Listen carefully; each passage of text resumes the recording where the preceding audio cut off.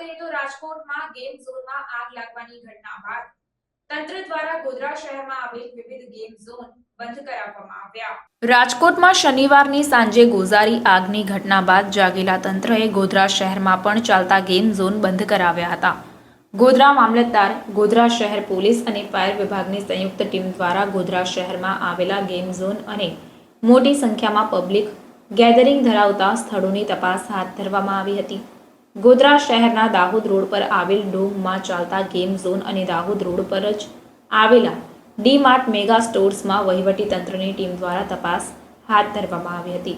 Dome ઊભો કરીને બનાવવામાં આવેલા ગેમ ઝોનમાં કોઈપણ પ્રકારની ફાયર કે અન્ય વિભાગની એનઓસી વગર જ ચાલતું હોવાનું સામે આવ્યું હતું, જેને લઈને તંત્ર દ્વારા ગેમ ઝોનના સંચાલકને નોટિસ પાઠવીને બંધ કરવાની સૂચના આપવામાં આવી હતી. તો બીજી તરફ દાહોદ રોડ પર આવેલ ડી-માર્ટ મેગા સ્ટોર્સમાં તપાસ દરમિયાન ડી-માર્ટમાં આવેલા તમામ એક્ઝિટ ડોર પર લોક મારેલા હોવાનું પણ સામે આવ્યું, જેને લઈને ફાયર વિભાગ અને તંત્ર દ્વારા તમામ ઇમરજન્સી એક્ઝિટ યોગ્ય રીતે સંચાલિત કરવા માટે મેનેજર સહિતના સ્ટાફને ટકોર કરવામાં આવી.